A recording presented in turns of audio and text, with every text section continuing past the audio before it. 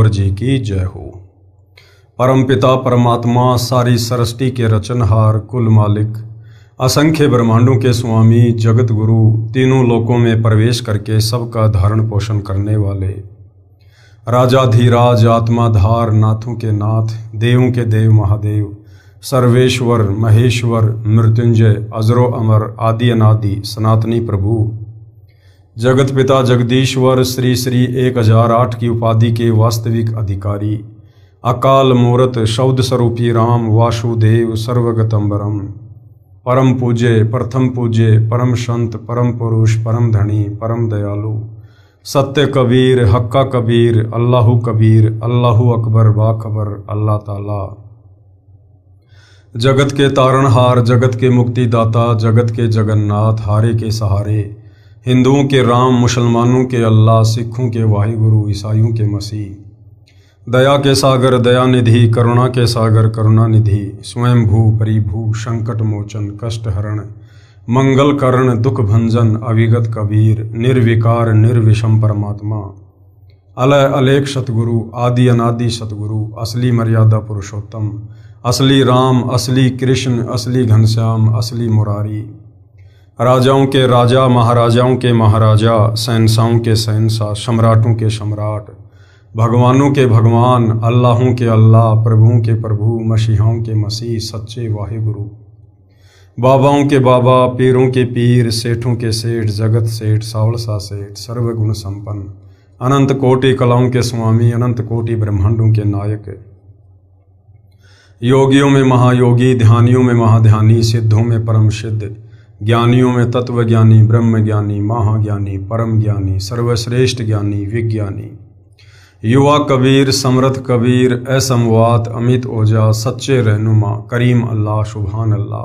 दुनिया के अंतिम पैगंबर 8 सितंबर 1951 से गांव धनाना जिला सोनीपत हरियाणा भारतवर्ष की पावन भूमि पे प्रकट रियल कल की भगवान श्री नारायण साकार हरि श्री बाबा साहेब नूर अनंत परमात्मा सच्चे दरवेश सच्चे बाखबर संत श्रोमणी सतगुरु रामपाल जी परमेश्वर जी के चरण कमल में आप और हम सभी भाई बहनों का अनंत कोटि दंडवत प्रणाम। सत्साई भाई और बहनों, बहुत बड़ी दया बहुत बड़ी मेहर पूज्य गुरुदेव भगवान की परमेश्वर रामपाल जी की जिनके शुभ आशीर्वाद से विशेष आशीर्वाद से उन्हीं के सत्संगों के संग्रह के ऊपर बन चुकी पवित्र आध्यात्मिक पुस्तक कबीर बढ़ाया कृष्ण के ऊपर वीडियो बनाने की श्रृंखला जारी है। इसी श्रृंखला में आज हमारा ये 31वें नंबर का वीडियो है। इस पवित्र पुस्तक कबीर बढ़ाया कृष्ण के प्रत्येक वीडियो से विशेषकर हिंदू समाज से जुड़े भाई बहनों को अध्यात्म के विषय में भक्ति मार्ग के विषय में शास्त्र अनुकूल सत साधना के विषय में वो सब कुछ जानने और समझने को मिलेगा जिसकी तलाश हम आत्माएं युगों युगों से कर रही थी, परंतु तत्व ज्ञान के अभाव के कारण हमारे नादान धर्म गुरु हमें उन धर्मशास्त्रों का सार निकाल कर नहीं बता पाए कि वास्तव में मुक्ति का मार्ग क्या है, एक पूर्ण परमात्मा सबका सृजनहार कौन है, निज मंत्र क्या है, किस मंत्र से मुक्ति होगी। आज तक ये हमें एक पूर्ण परमात्मा का नाम भी नहीं बता पाए। आप और हमारे से उन तमाम देवी देवताओं की पूजा करवाते हुए आ रहे हैं जिन देवी देवताओं को लंका के राजा रावण ने युद्ध में पराजित करके अपनी जेल में डाल रखा था। हमसे उन बेबस और लाचार देवी देवताओं की पूजा करवाई जाती थी इस 21 ब्रह्मांड से बाहर निकलने के लिए, जन्म और मरण के झंझट से मुक्ति प्राप्त करने के लिए, जबकि वो 33 करोड़ देवी देवता रावण की कैद में खुद बंधन में थे और मुक्ति की आस लगाकर बैठे थे कि कोई आएगा और हमें छुड़वाएगा। तो भाई और बहनों, अब दया हुई है पूरी सृष्टि के मानव के ऊपर।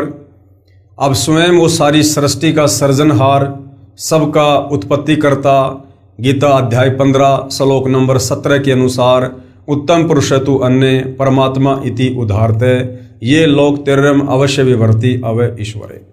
जो परमात्मा तीनों लोकों में प्रवेश करके सबका धारण पोषण करता है, सबका पालन पोषण करता है, वो कबीर देव है, कबीर परमात्मा है।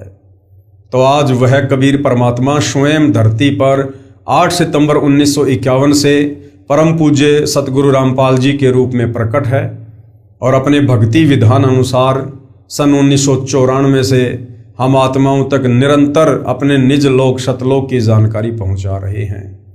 गीता अध्याय 4 श्लोक नंबर 34 के अनुसार वे स्वयं तत्वदर्शी संत हैं और हमें तत्व ज्ञान देने के लिए सतलोक से चलकर आए हैं।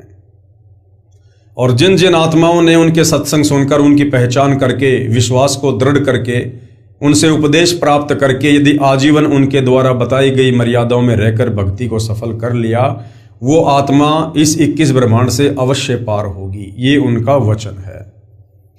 तो भाइयों और बहनों, आज जो 31वें नंबर का हमारा वीडियो है और जो टॉपिक चल रहा है वो है जनता की अदालत। जनता की अदालत में मुकदमा चल रहा है कबीर बड़ा या कृष्ण बड़ा, भगवान कौन है।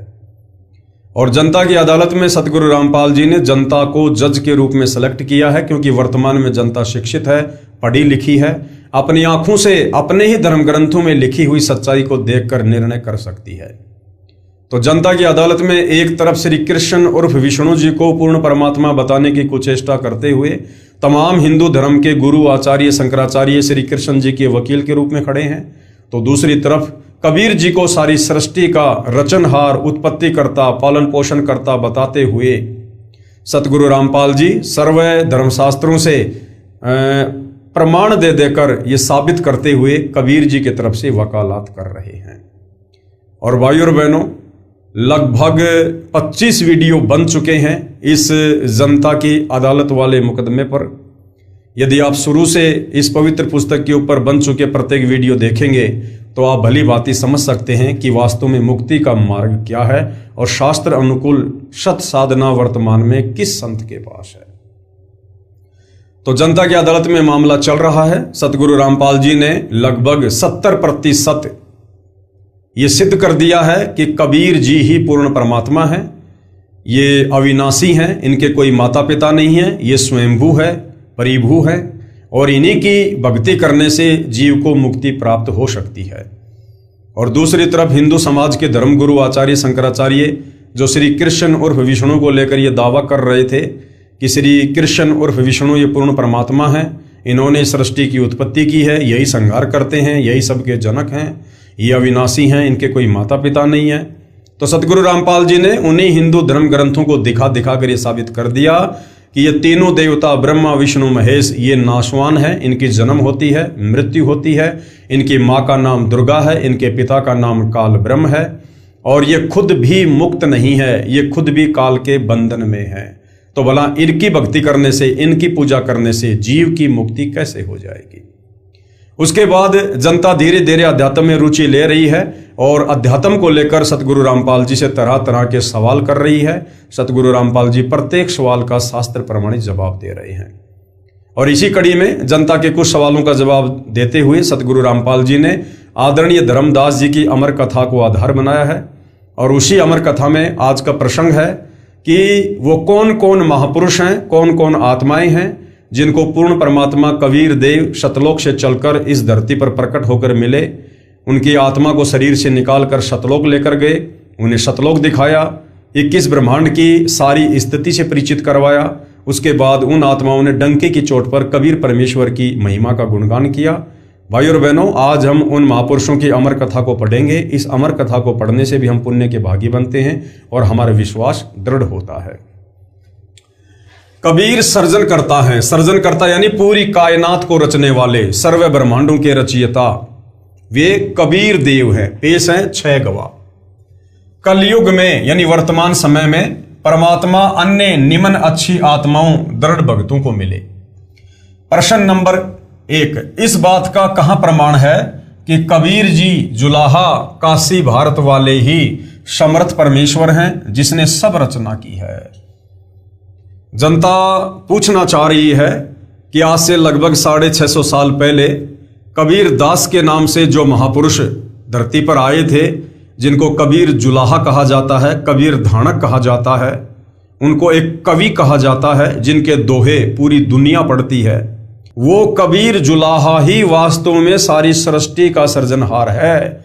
वही पूर्ण ब्रह्म परमेश्वर है, वही परम अक्षर ब्रह्म है, गीता ज्ञानदाता।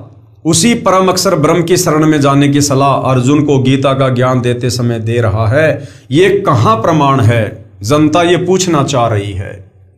तो उत्तर दिया जा रहा है, पहले ये सिद्ध करता हूं कि काशी यानी बनारस शहर में जो कबीर नामक जुलाहा रहा करता था, वह सब सृष्टि का रचने वाला परम अक्षर ब्रह्म है।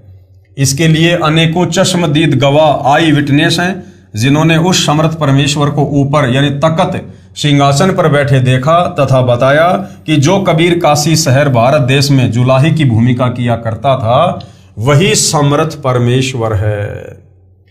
तो सबसे पहले गवाह नंबर 1। अब गवाह नंबर 1 कौन है? संत गरीबदास जी, गांव छुडानी, जिला झज्जर, हरियाणा प्रांत, देश भारत वाले। संत गरीबदास जी 10 वर्ष के बालक अपने खेतों में गांव के अन्य ग्वालों के साथ प्रतिदिन की तरह गाय चराने गए हुए थे। विक्रमी संवत 1774 यानी सन 1717 फाल्गुन महीने की सुदी चांदनी द्वादशी को दिन के लगभग 10 बजे ग्वाले तथा बालक गरीबदास जी एक जांडी के वृक्ष के नीचे छाया में बैठकर भोजन खा रहे थे।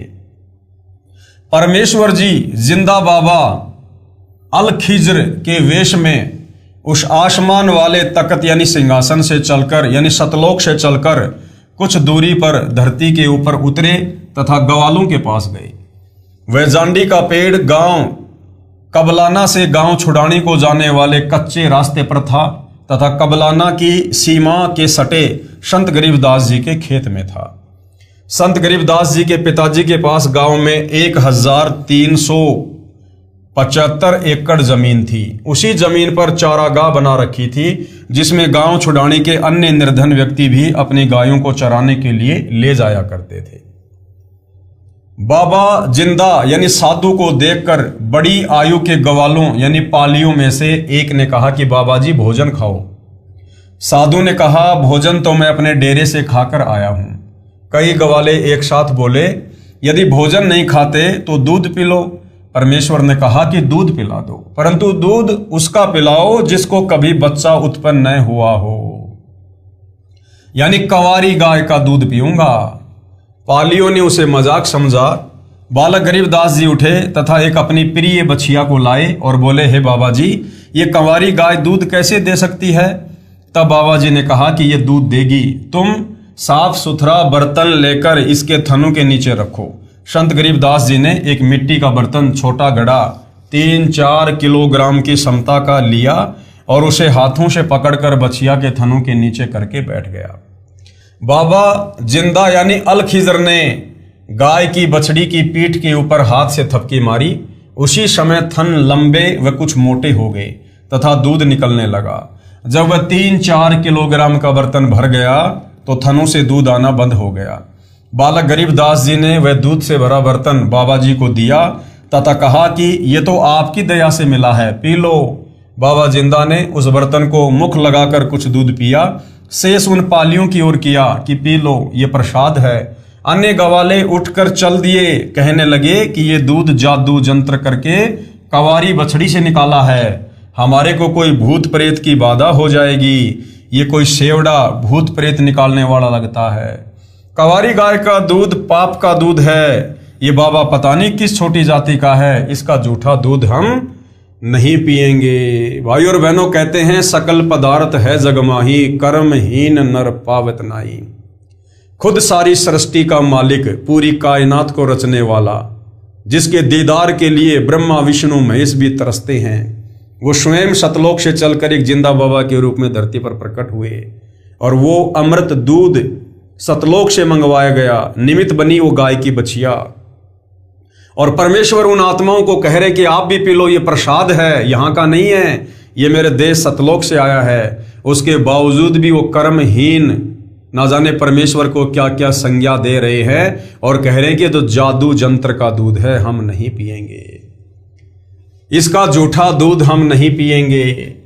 बालक गरीबदास जी ने बाबा से बर्तन लिया और पालियों के देखते देखते उसमें से कुछ दूध पिया। वे बड़ी उम्र के ग्वाले बालक को दूध न पीने के लिए कहते रहे। बालक नहीं माना, यानी गरीबदास जी ने उनकी एक भी बात नहीं मानी और दूध पी लिया। सब दूर चले गए। बाबा जिंदा तथा बालक गरीबदास जी रह गए। तब कुछ ज्ञान सुनाया। बालक ने सतलोक और समर्थ परमात्मा जो ब्रह्मा जी, विष्णु जी तथा शिव जी से भी शक्तिशाली जो बाबा ने बताया था, आंखों देखने की इच्छा व्यक्त की। आदरणीय गरीबदास जी ने कहा कि महाराज जी, आप जो महिमा बता रहे हो अपने सतलोक की और जो कह रहे हो कि वहां पर कबीर भगवान रहते हैं, वे ब्रह्मा विष्णु महेश से भी ज्यादा शक्तिशाली हैं। हे परमेश्वर, हे बाबा जी, मुझे एक बार आपका वो सतलोक दिखा दो। जिंदा बाबा बालक गरीबदास जी के जीव को यानी आत्मा को शरीर से निकालकर आसमान में ले गया। ब्रह्मा जी, विष्णु जी तथा शिव जी के लोक दिखाए, स्वर्ग तथा नरक दिखाए, ब्रह्मलोक काल ब्रह्म का दिखाया, फिर और ऊपर अपने अमरलोक में ले गए। जो बाबा जिंदा बालक के साथ गया था वह ऊपर बने तख्त सिंहासन के ऊपर बैठ गया। उस समय परमात्मा रूप बन गए। परमात्मा के एक रोम यानी शरीर के बाल का प्रकाश करोड़ सूर्यों के प्रकाश से भी अधिक था। अमरलोक प्रकाशित था। बालक गरीबदास जी का भी अन्य शरीर बन गया जिसका प्रकाश 16 सूर्यों के समान था।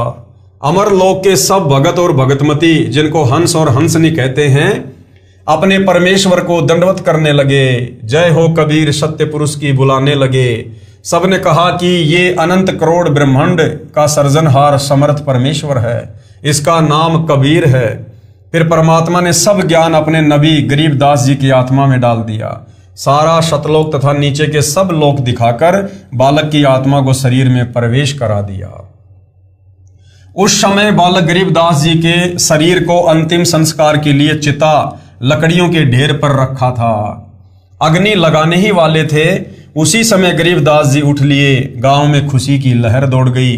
संत गरीबदास जी को उसी जिंदा बाबा वेशधारी परमेश्वर जी ने दीक्षा दी। संत गरीबदास जी ने आंखों देखा तथा परमेश्वर के मुख कमल से सुना संपूर्ण आध्यात्मिक ज्ञान दोहों चौपाइयों शब्दों के रूप में बोला, जो एक दादू जी के पंथ से दीक्षित गोपाल दास नाम के महात्मा जी ने लिखा। लेखन कार्य में लगभग 6 महीने लगे। संत गरीबदास जी ने क्या बताया?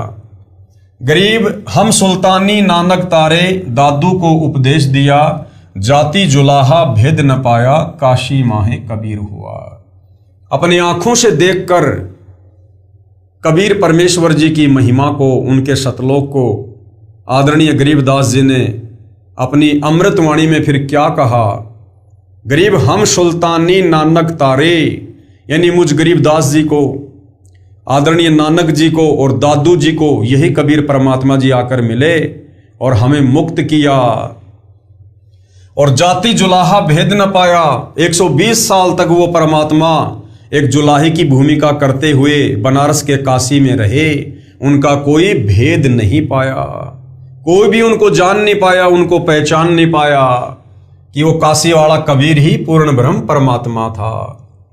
अर्थात संत गरीबदास जी ने बताया है कि हम सब, यानी मैं गरीबदास, सुल्तान इब्राहिम, अधम सिख धर्म के प्रवर्तक नानक जी तथा संत दादू जी को उस कबीर सतगुरु परमेश्वर ने पार किया जो काशी शहर में जुलाहे जाति में आया हुआ है। फिर कहा है कि गरीब अनंत कोटि ब्रह्मांड का, यानी सारी सृष्टि का एक रति नहीं बाहर। रति होता है ये अंगूठा और एक उंगली, इसमें जितनी मिट्टी आ जाए उसको कहते हैं एक चोटी, एक रति भर।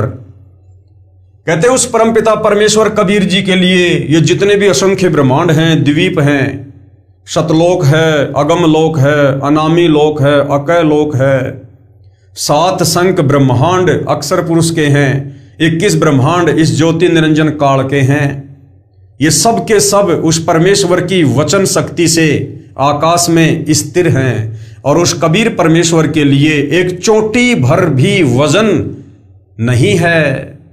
ये उसकी शक्ति से रुके हुए हैं।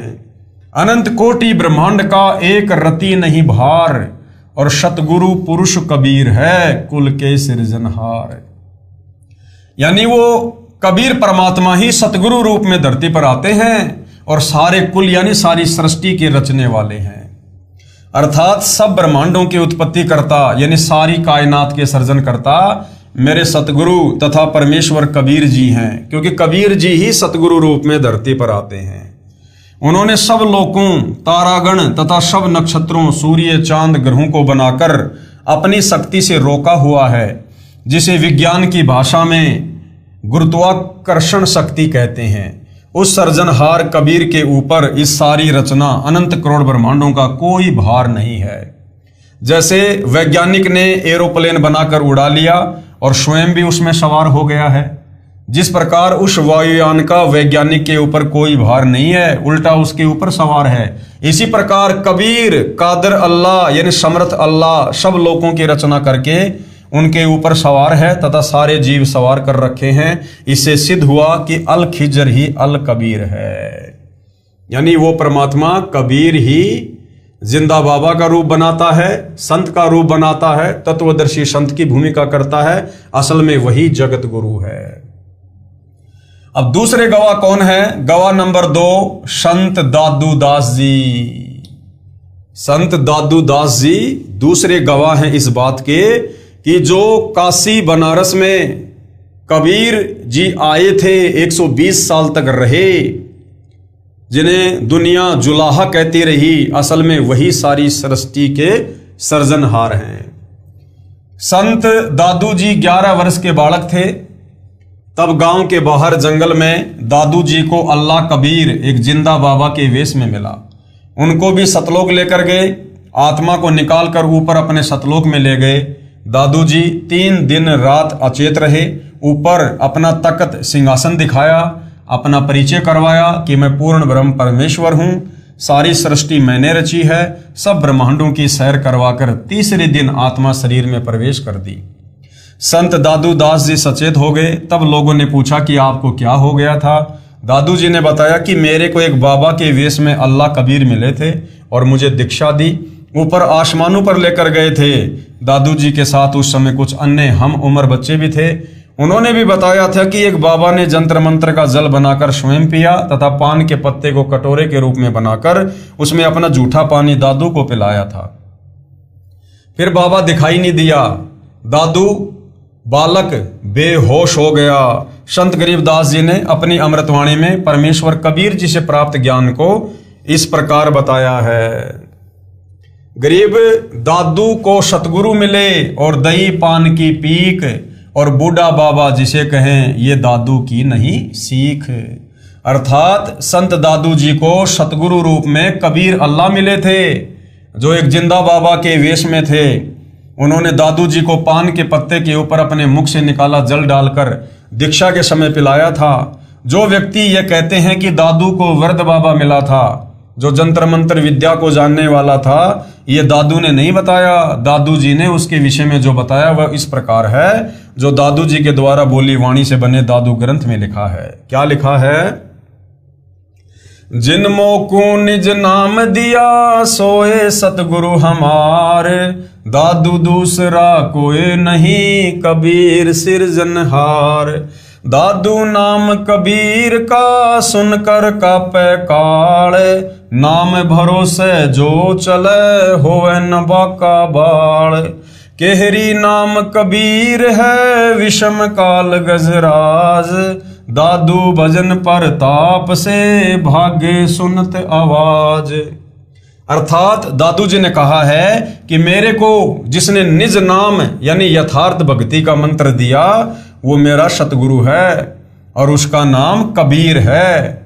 यही कबीर सारी कायनात यानी सृष्टि का सर्जनहार यानी उत्पत्ति करता है। सभी आत्माओं को इसी कबीर भगवान ने अपने वचन से उत्पन्न किया है।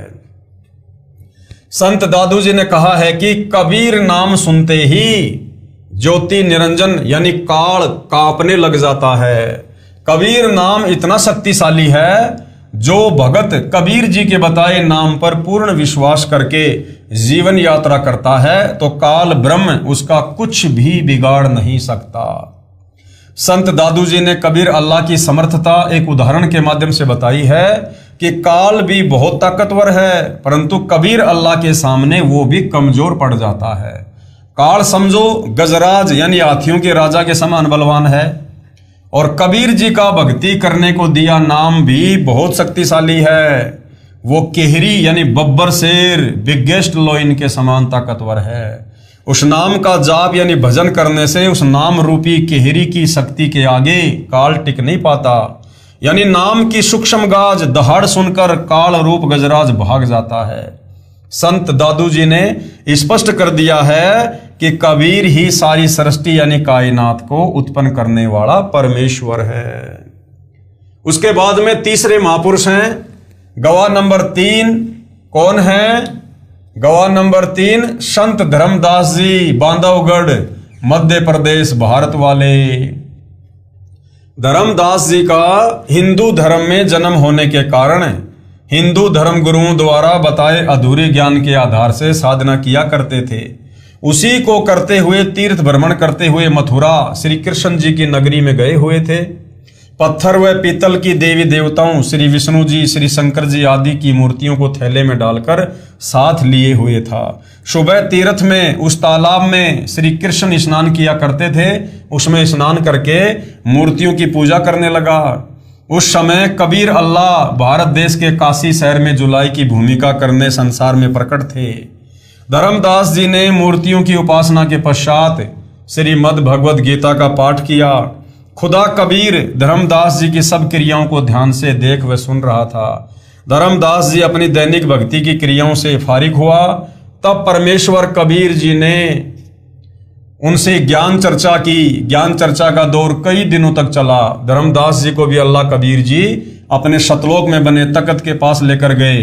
धर्मदास जी 3 दिन तक बेहोश रहे। ऊपर के सब लोक दिखाए, अपना सतलोक दिखाया, संपूर्ण आध्यात्मिक ज्ञान समझाकर पुनः शरीर में प्रवेश कर दिया। उसके पश्चात संत गरीबदास जी ने अपनी पहले वाली इबादत त्याग दी।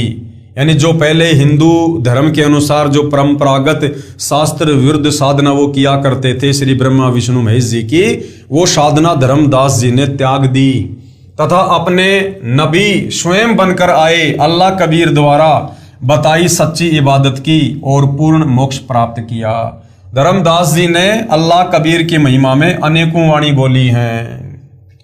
आज मोहे दर्शन दियो जी कबीर, आज मोहे दर्शन दियो जी कबीर, अमर लोक से चल कर आए, अमर लोक से चल कर आए, काटन यम की जंजीर, आज मोहे दर्शन दियो जी कबीर, आज मोहे दर्शन दियो जी कबीर।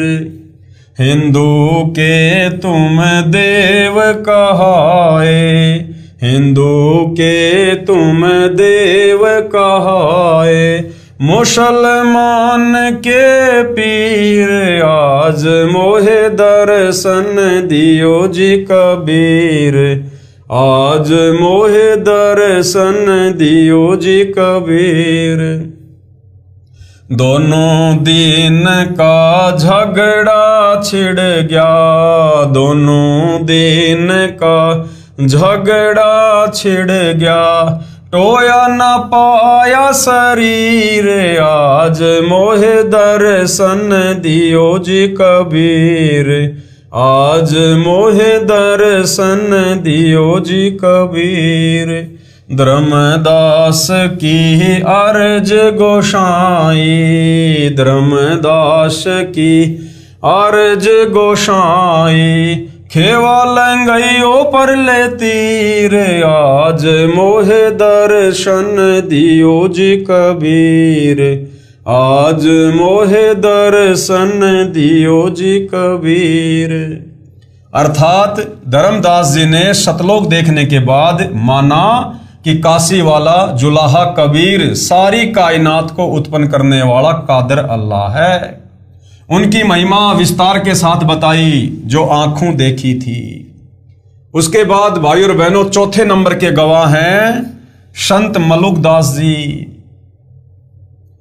संत मलुकदास जी को भी कबीर जी सतलोक लेकर गए, सब व्यवस्था दिखाकर वापस शरीर में छोड़ा। और संत मलुकदास जी पहले श्री कृष्ण उर्फ विष्णु जी के कट्टर पुजारी थे। पहले मलुकदास जी श्री कृष्ण तथा श्री रामचंद्र श्री विष्णु जी के परम भगत थे। उसके पश्चात पहले वाली पूजा त्याग कर कबीर जी द्वारा बताई भक्ति की मोक्ष प्राप्त किया। संत मलुकदास जी ने क्या कुछ कहा है अपने परमेश्वर की महिमा में। जपो रे मन साहेब नाम कबीर, जपो रे मन साहेब नाम कबीर। एक समय गुरु बंसी बजाई कालंदरी के तीर, एक समय गुरु बंसी बजाई कालंदरी के तीर। सुर नर मुनि जन थकत भये वो रुक गया दरिया नीर। जपो रे मन साहेब नाम कबीर, जपो रे मन परमेश्वर नाम कबीर। अमृत भोजन मारे सतगुरु जी मैं, अमृत भोजन मारे सतगुरु जी मैं। शब्द दूध की खीर, जपो रे मन साहिब नाम कबीर। दास मलूक सलूक कहत है खोजो कुसुम कबीर, दास मलूक सलूक कहत है खोजो कुसुम कबीर। जपो रे मन साहिब नाम कबीर। अर्थात संत मलुकदास जी ने स्पष्ट किया है कि परमात्मा कबीर जी का नाम जपो, उस खशम यानी सबके मालिक कबीर जी की खोज करो, उसे पहचानो, सत्य साधना करके शतलोक में कबीर खुदा के पास जाओ। जैसे श्री कृष्ण के विषय में बताया जाता है कि वे बांसुरी मधुर बजाते थे, उसको सुनकर गोपियां व गायें खिंची चली आती थी। मलुकदास ने बताया है कि एक समय मेरे सतगुरु कबीर जी ने कालंदरी यानी जमुना दरिया के किनारे बांसुरी बजाई थी, जिसको सुनकर स्वर्ग लोक के देवता ऋषिजन तथा आसपास के गांव के व्यक्ति खिंचे चले आए। एक समय गुरु बंसी बजाई कालंदरी के तीर, सुर नर मुनिजन थकत भये वो रुक गया दरिया नीर। जपो रे मन साहेब नाम कबीर। और क्या बताऊं, जमुना दरिया का जल भी रुक गया था।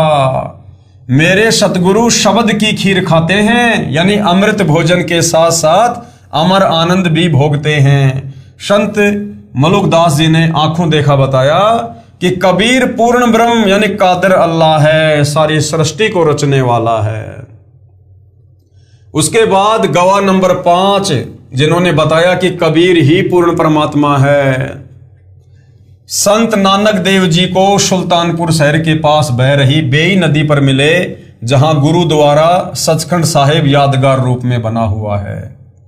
नानक जी का संक्षिप्त यथार्थ परिचय। आदरणीय श्री नानक जी प्रभु कबीर यानी धानक जुलाहा के साक्षी। श्री नानक देव का जन्म विक्रमी संवत 1526 यानी सन 1469 कार्तिक शुक्ल पूर्णिमा को हिंदू परिवार में श्री कालूराम मेहता खत्री के घर पर माता श्रीमती तिरपता देवी की पवित्र कोख यानी गर्भ से पश्चिमी पाकिस्तान के जिला लाहौर के तलवंडी नामक गांव में हुआ।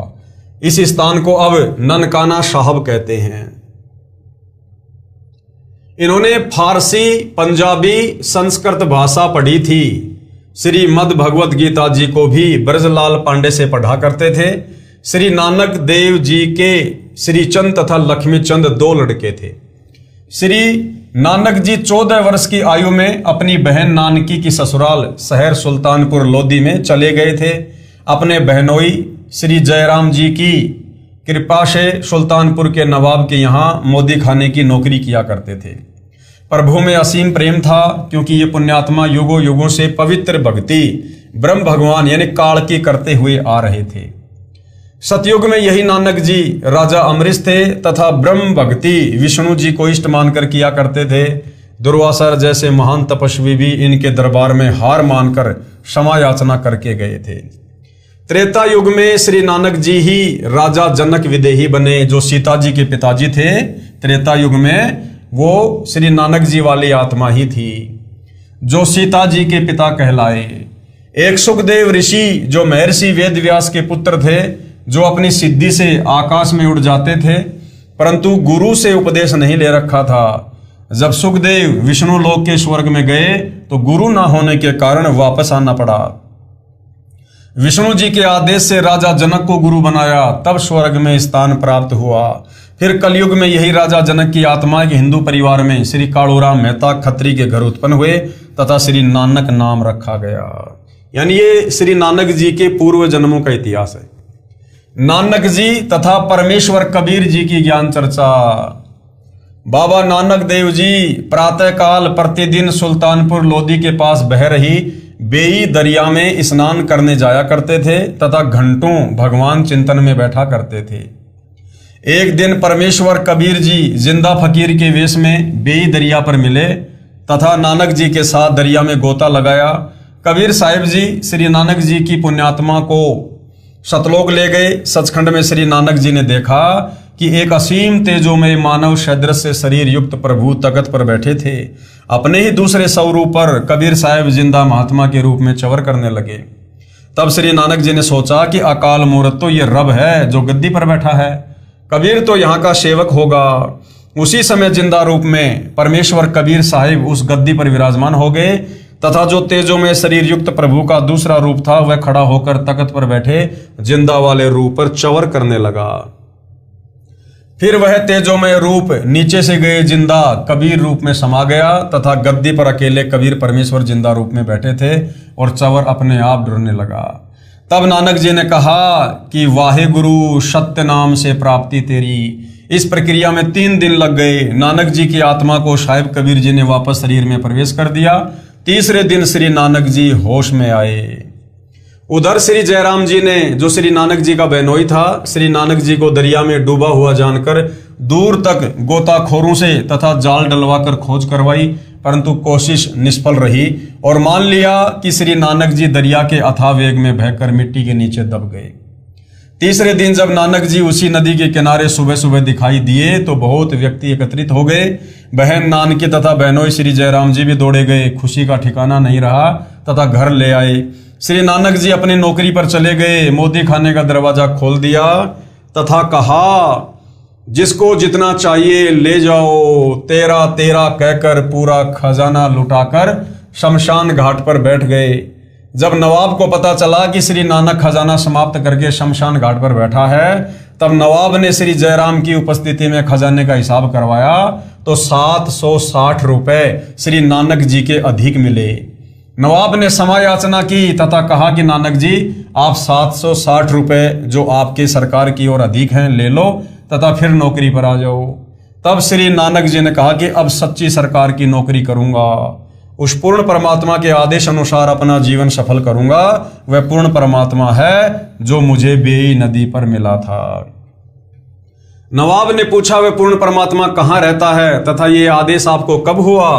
श्री नानक जी ने कहा, वह सचखंड में रहता है। बेई नदी के किनारे से मुझे स्वयं आकर वही पूर्ण परमात्मा सचखंड सतलोक लेकर गया था। वह इस पृथ्वी पर भी आकार में आया हुआ है। उसकी खोज करके अपना आत्म कल्याण करवाऊंगा।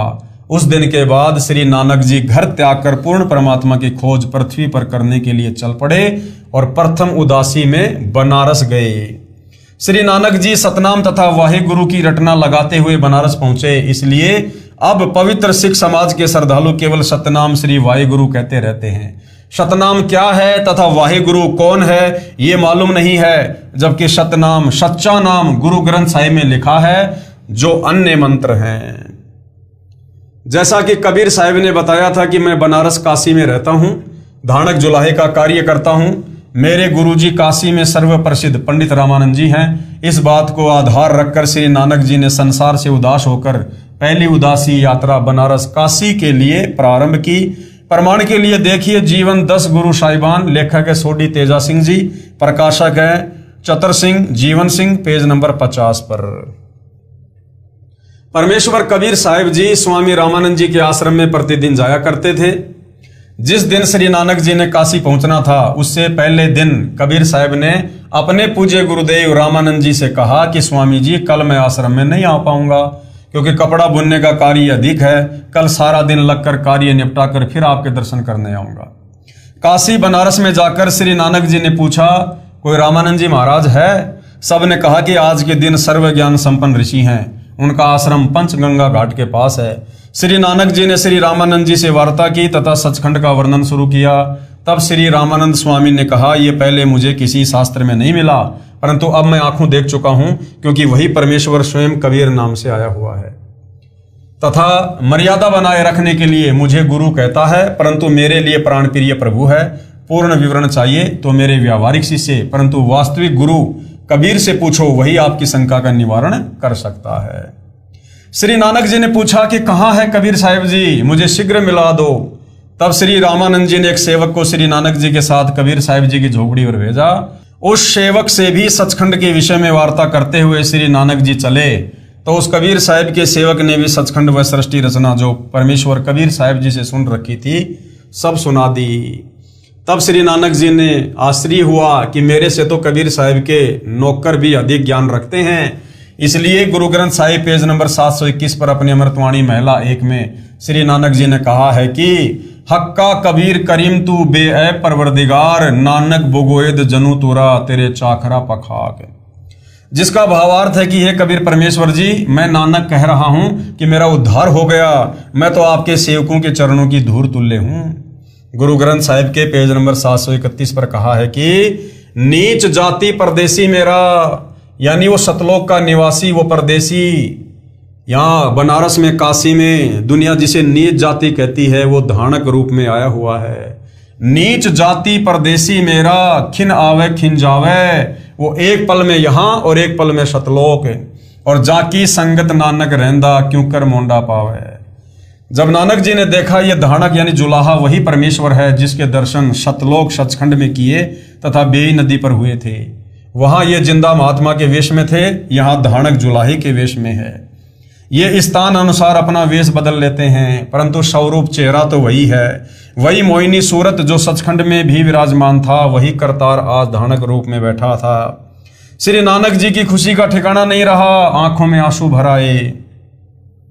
तब श्री नानक जी ने अपने सच्चे स्वामी अकाल मूर्ति को पाकर चरणों में गिरकर सत्य नाम सच्चा नाम प्राप्त किया, तब शांति पाई तथा अपने प्रभु की महिमा देश विदेश में गाई।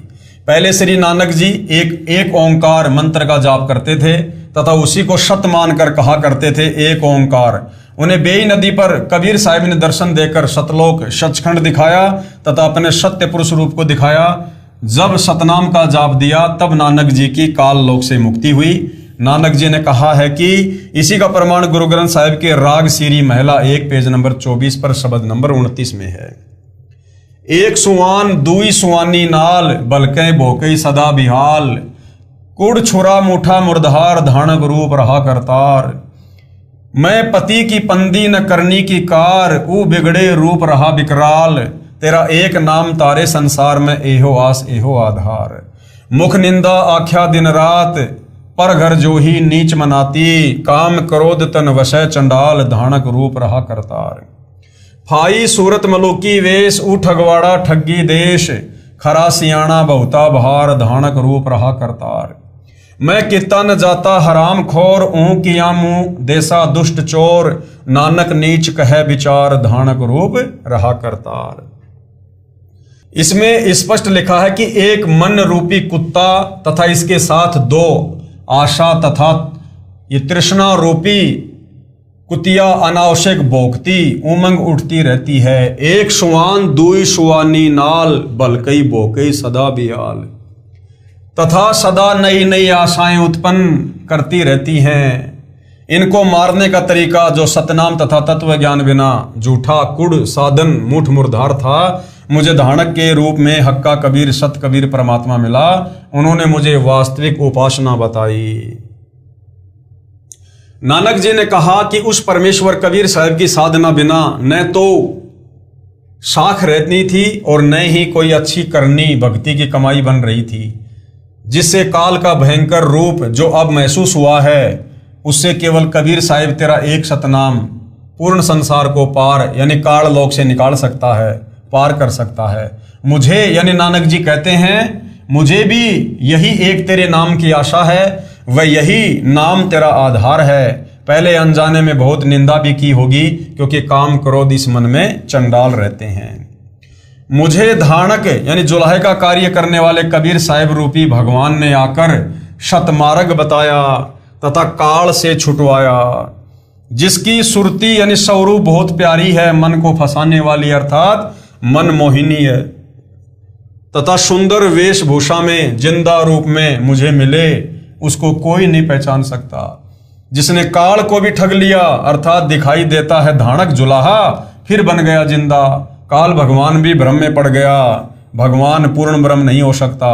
इसी प्रकार परमेश्वर कबीर साहिब अपना वास्तविक अस्तित्व छुपाकर एक सेवक बनकर आते हैं।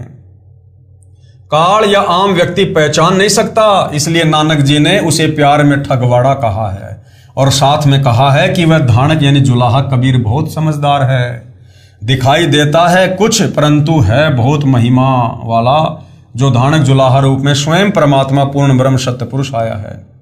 प्रत्येक जीव को आधीनी समझाने के लिए अपनी भूल को स्वीकार करते हुए कि मैंने नानक जी ने पूर्ण ब्रह्म के साथ बहस वाद विवाद की, तथा उन्होंने कबीर साहिब जी ने अपने आप को भी एक लीला करके सेवक रूप में दर्शन देकर तथा नानक जी को यानी मुझको स्वामी नाम से संबोधित किया। इसलिए उनकी महानता तथा अपनी नादानी का पश्चाताप करते हुए श्री नानक जी ने कहा कि मैं कुछ करने कराने योग्य नहीं था, फिर भी अपनी साधना को उत्तम मानकर भगवान से सन्मुख हुआ, ज्ञान संवाद किया। मेरे जैसा नीच दुष्ट हरामखोर कौन हो सकता है, जो अपने मालिक पूर्ण परमात्मा धाणक रूप जुलाहा रूप में आए करतार कबीर साहिब को नहीं पहचान पाया। श्री नानक जी कहते हैं कि ये सब मैं पूर्ण सोच समझ से कह रहा हूं कि परमात्मा यही धाणक जुलाहा कबीर रूप में है। अब इसका भावार्थ क्या है? श्री नानक साहिब जी कह रहे हैं कि ये फंसाने वाली अर्थात मन मोहिनी सकल सूरत में तथा जिस देश में जाता है वैसा ही वेश बना लेता है। जैसे जिंदा महात्मा रूप में बेई नदी पर मिले, सतलोक में पूर्ण परमात्मा वाले वेश में, तथा यहाँ उत्तर प्रदेश में धाणक जुलाहे के रूप में स्वयं करतार पूर्ण प्रभु विराजमान हैं। आपसी वार्ता के दौरान हुई नोकझोंक को याद करके क्षमा याचना करते हुए अधिक भाव से कह रहे हैं कि मैं अपने सतभाव से कह रहा हूं कि यही धाणक जुलाहे रूप में सत्य पुरुष अर्थात अकाल मूर्त ही है। दूसरा प्रमाण, नीचे प्रमाण है जिसमें कबीर परमेश्वर का नाम स्पष्ट लिखा है कि श्री गुरु ग्रंथ साहिब पेज नंबर 721 राग तिलंग महला पहला में। और अधिक प्रमाण के लिए प्रस्तुत है राग तिलंग महला 1 पंजाबी गुरु ग्रंथ साहिब पेज नंबर 721 से। एक अरज गुप्तम पेश तोदर गोस कौन करतार, हक्का कबीर करीम तू बेऐब परवरदिगार। दुनिया मुकामे फानी तहकीक दिलदानी, मम सर मुई अजराइल गिरफ्त दिल हेच नदानी। जन पीसर पदर बिरादरा कस नेस दस्तगीर, आखिर बैफ्तम कस नदारद चू शब्द तकबीर। सब रोज गस्तम दरहवा करदेम, बदी ख्याल गाहिन नेकी कार करदम मम ई चीनी अहवाल। बदबकत हम चू बखील गाफिल बेनजर बेबाक, नानक बोगोयद जनू तूरा तेरे चाकरा पखाक। सरलार्थ किया है कौन करतार यानी हे शब्द स्वरूपी कर्ता अर्थात शब्द से सर्व सृष्टि के रचनहार। गोस यानी निर्गुणी संत रूप में आए। करीम यानी दयालु। हक्का कबीर यानी सत कबीर। तू यानी आप। बेऐब यानी परवरदिगार निर्विकार परमेश्वर हैं। पेश तोदर आपके समक्ष अर्थात आपके द्वार पर पूरी तरह जानकर एक अरज गुप्तम एक हृदय से विशेष प्रार्थना है कि हे महबूब, ये संसार रूपी ठिकाना नासवान है। जीव के शरीर त्यागने के पश्चात अजराइल नामक फरिश्ता यानी यमदूत बेरहमी के साथ पकड़ कर ले जाता है। उस समय कोई साथी व्यक्ति जैसे बेटा, पिता, भाईचारा साथ नहीं देता। अंत में सब उपाय फर्ज अर्थात कोई क्रिया काम नहीं आती तथा आवाज भी बंद हो जाती है। प्रतिदिन गस्त की तरह न रुकने वाली चलती हुई वायु की तरह बुरे विचार करते रहते हैं। शुभ कर्म करने का मुझे कोई जरिया अर्थात साधन ऐसे बुरे समय में हमारे जैसे नादान लापरवाह भक्ति और भगवान का वास्तविक ज्ञान ना होने के कारण ज्ञान नेत्रहीन था तथा उआबाई का ज्ञान कहा करता था। नानक जी कह रहे हैं कि हे कबीर परमेश्वर, आपकी कृपा से आपके सेवकों के चरणों की धूल डूबता हुआ बंदा पार हो गया। केवल हिंदी अनुवाद। हे शब्द स्वरूपी राम अर्थात शब्द से सर्व सृष्टि रचनहार दयालु सत्य कबीर, आप निर्विकार परमात्मा हैं। आपके समक्ष एक हृदय से विनती है कि ये पूरी तरह जान लिया है महबूब, ये संसार रूपी ठिकाना नाशवान है, यानी ये काल का 21 ब्रह्मांड पूरी तरह से नाशवान है। हे दाता, इस जीव के मरने पर अजराइल नामक यमदूत बेरहमी से पकड़ कर ले जाता है। कोई साथी जन जैसे बेटा पिता भाईचारा साथ नहीं देता। अंत में सभी उपाय और फर्ज कोई क्रिया काम नहीं आता। प्रतिदिन गस्त की तरह न रुकने वाली चलती हुई वायु की तरह बुरे विचार करते रहते हैं। शुभ कर्म करने का मुझे कोई जरिया या साधन नहीं मिला। ऐसे बुरे समय कलयुग में हमारे जैसे नादान लापरवाह शतमार्ग का ज्ञान ना होने से ज्ञान नेत्रहीन था तथा लोकवेद के आधार से अनाप शनाप ज्ञान कहता रहता था। नानक जी कहते हैं कि मैं आपके सेवकों के चरणों की धूल डूबता हुआ बंदा नानक पार हो गया। श्री गुरु नानक साहिब जी कह रहे हैं कि हे हक्का कबीर सत्य कबीर, आप निर्विकार दयालु परमेश्वर हो।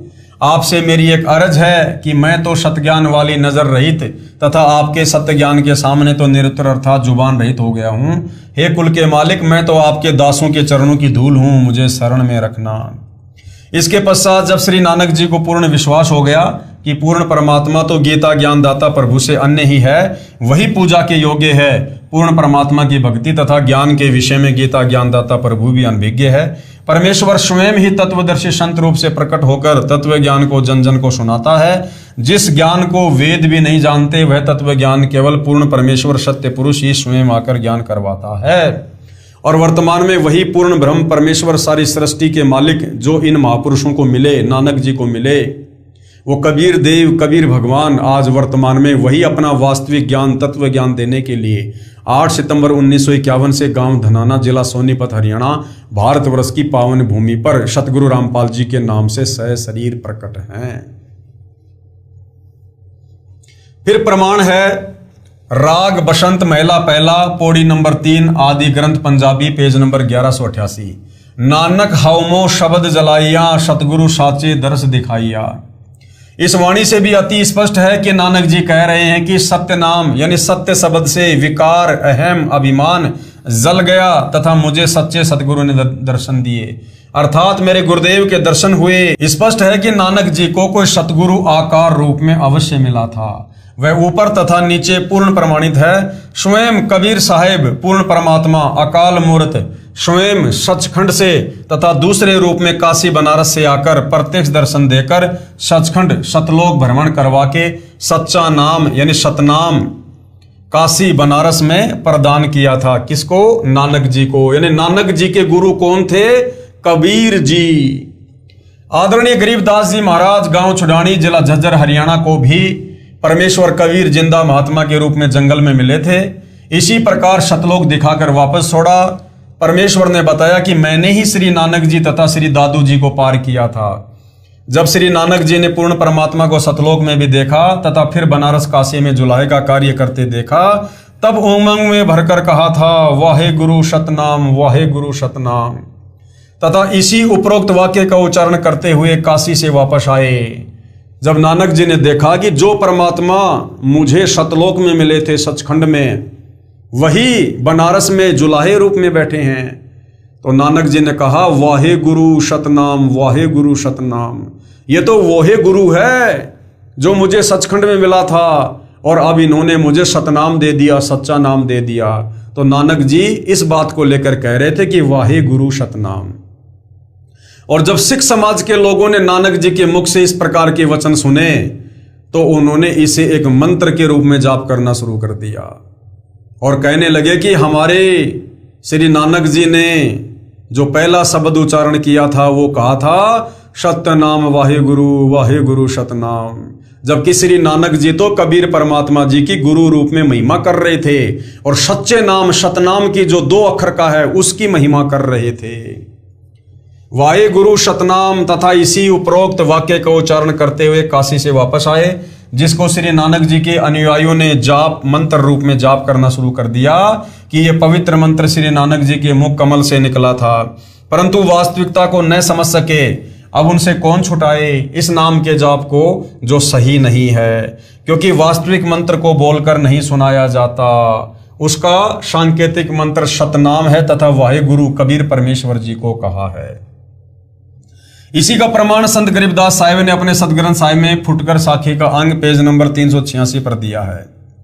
गरीब झांकी देख कबीर की नानक की तीवा, वा सिखों के गल पड़ी अब कौन छुटावे ता।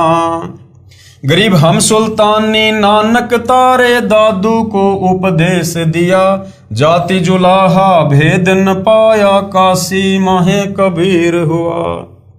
प्रमाण के लिए जीवन 10 गुरु साहिबान पेज नंबर 42 से 44 तक। लेखक है सोडी तेजा सिंह जी, प्रकाशक चतर सिंह जीवन सिंह। बेई नदी में प्रवेश। जीवन 10 गुरु साहिबान से जो का त्यों सहाभार। गुरु जी प्रत्येक प्रातः बेई नदी में, जो कि शहर सुल्तानपुर के पास ही बहती है, स्नान करने के लिए जाते थे। एक दिन जब आपने पानी में डुबकी लगाई तो फिर बाहर ना आए। कुछ समय उपरांत आप जी के सेवक ने, जो कपड़े पकड़कर नदी के किनारे बैठा था, घर जाकर जयराम जी को खबर सुनाई कि नानक जी डूब गए हैं। तो जयराम जी तैराकों को साथ लेकर नदी पर गए। आप जी को बहुत ढूंढा किंतु आप नहीं मिले। बहुत देखने के पश्चात सब लोग अपने घर चले गए। भाई जयराम जी के घर बहुत चिंता और दुख प्रकट किया जा रहा था कि तीसरे दिन सवेरे ही एक स्नान करने वाले भगत ने घर आकर बहन जी को बताया कि आपका भाई नदी के किनारे बैठा है।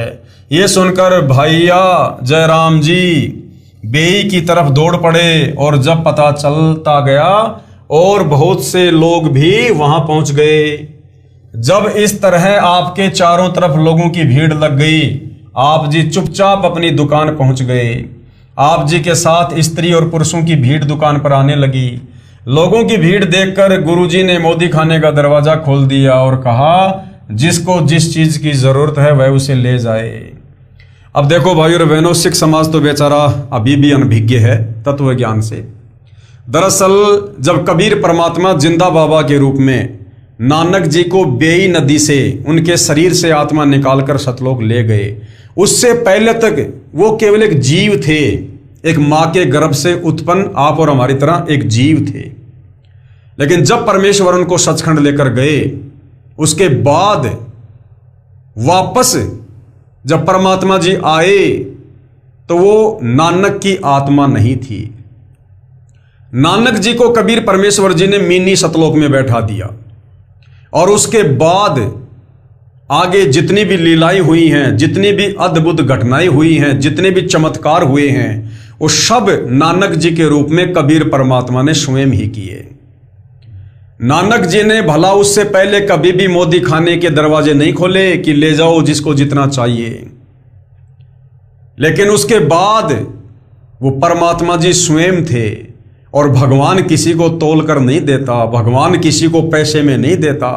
जो कबीर भगवान तीनों लोकों में प्रवेश करके सबका धारण पोषण करता है, क्या वो परमात्मा मोदी खाने में बैठकर लोगों को पैसे के बदले अनाज देगा? तो उसके बाद जिसने मोदी खाने के दरवाजे खोल दिए कि जिसको जितना सामान चाहिए ले जाओ, वो स्वयं कबीर परमात्मा जी थे। लोगों की भीड़ देखकर गुरुजी ने मोदी खाने का दरवाजा खोल दिया और कहा, जिसको जिस चीज की जरूरत है वह उसे ले जाए। मोदी खाना लुटाने के पश्चात गुरुजी फकीरी चोला पहनकर शमशान घाट में जा बैठे। मोदी खाना लुटाने और गुरुजी के चले जाने की खबर जब नवाब को लगी तो उसने मुंशी द्वारा मोदी खाने की किताबों का हिसाब जयराम को बुलाकर पड़ताल करवाया। हिसाब देखने के पश्चात मुंशी ने बताया कि गुरुजी के 760 रुपये सरकार की तरफ ज्यादा हैं। इस बात को सुनकर नवाब बहुत खुश हुआ। उसने गुरुजी को बुलाकर कहा कि उदास ना हो, अपना फालतू पैसा और मेरे से लेकर मोदी खाने का काम जारी रखो। पर गुरुजी ने कहा, अब हमने ये काम नहीं करना, हमें कुछ और काम करने का भगवान की तरफ से आदेश हुआ है। नवाब ने पूछा, क्या आदेश हुआ है? तब गुरुजी ने मूल मंत्र उच्चारण किया ओंकार सतनाम करता पुरख निर्भउ निर्वरु अकाल मूर्ति अजूनी सब गुरु प्रसादी। नवाब ने पूछा कि ये आदेश आपके भगवान ने कब दिया? गुरुजी ने बताया कि जब हम बेई नदी में स्नान करने गए थे तो वहां से हम सचखंड अपने स्वामी के पास गए थे। यानी पंजाबी जो लेखक हैं उन्होंने भी बिल्कुल क्लियर कर रखा है कि नानक जी को कोई सचखंड लेकर गया था। और सूक्ष्म वेद में गरीबदास जी की वाणी में क्लियर है कि वो काशी वाला जुलाहा कबीर आकर ही उनकी आत्मा को सतलोक लेकर गया था। वहां से हमें आदेश हुआ कि नानक जी ये मंत्र आप जपो और बाकियों को जपा कर कलयुग के लोगों को पार लगाओ। इसलिए अब हमें अपने मालिक के इस हुक्म की पालना करनी है। इस संदर्भ को भाई गुरदास जी वार पौड़ी 24 में लिखते हैं, बाबा पैदा सचखंड नौ निधि नाम गरीबी पाई। अर्थात बाबा नानक जी सचखंड गए, वहां आपको 9 निधियों का खजाना नाम और निर्भयता प्राप्त हुई। यहाँ बेई किनारे जहां गुरुजी बेई से बाहर निकलकर प्रकट हुए थे, गुरुद्वारा संत घाट अथवा गुरुद्वारा बेर साई बहुत सुंदर बना हुआ है। इस स्थान पर ही गुरुजी प्रातः स्नान करके कुछ समय के लिए भगवान की तरफ ध्यान करके बैठा करते थे। जीवन 10 गुरु साहिब नामक पुस्तक के लेख से समाप्त। भाई बाले वाली जन्म साखी में अद्भुत प्रमाण। भाई बाले वाली जन्म साखी एक मान्य ग्रंथ है जो गुरु ग्रंथ की तरह ही सत्य ज्ञान का प्रतीक माना जाता है, जिसके ज्ञान को सिख समाज परम सत्य मानता है, क्योंकि ये जन्म साखी भाई बालाजी द्वारा आंखों देखा कानों सुना ज्ञान है जो श्री नानक देव साहिब जी ने बोला था तथा बालाजी ने बताया तथा दूसरे गुरु श्री अंगद जी ने लिखा था। जन्म साखी के पेज नंबर 299 से 300 पर साखी कूना पर्वत की चली में गोष्ठी सिद्धानाल हुई है। इसमें प्रकरण है कि श्री गुरु नानक जी कूना पर्वत पर गए, उनके साथ भाई बालाजी तथा मर्दाना जी थे। कूना पर्वत की गुफा में कुछ सिद्ध पुरुष नाथ पंथ के रहते थे। उनके साथ ज्ञान गोष्ठी में श्री नानक जी ने प्रश्न के उत्तर में कहा था कि एक ओंकार हमारा नाभ अपने गुरु की बलि जाऊं। मर्दाने ने पूछा कि हे गुरुजी, क्या आपका भी कोई गुरुजी है? श्री नानक जी का गुरु था। अन्य प्रमाण। वैसे तो भाई और बहनों ये क्लियर हो चुका है, श्री गुरु ग्रंथ साहिब से भी क्लियर हो चुका है और 5वें वेद सूक्ष्म वेद आदरणीय गरीबदास जी की वाणियों से भी क्लियर हो चुका है कि श्री नानक जी के गुरु वही कबीर परमात्मा जी थे जो 120 वर्ष काशी के बनारस में रहकर लीला करके गए थे। इसके बावजूद और बहुत सारे प्रमाण हैं ये साबित करने के लिए कि काशी वाला कबीर जुलाहा ही सिख धर्म के प्रवर्तक श्री नानक जी का गुरु था। तो इस विषय पर भाइयों और बहनों हम अगले एपिसोड में चर्चा करेंगे। तब तक पूज्य गुरुदेव भगवान हम सबको आज्ञा दें, आशीर्वाद दें, सद्बुद्धि दें, हमारा मार्गदर्शन करें और इसी प्रकार हम अध्यात्म में आगे बढ़ते रहें। तो आज के वीडियो में केवल इतना ही। बंदी छोड़ सतगुरु रामपाल जी परमेश्वर जी की जय हो।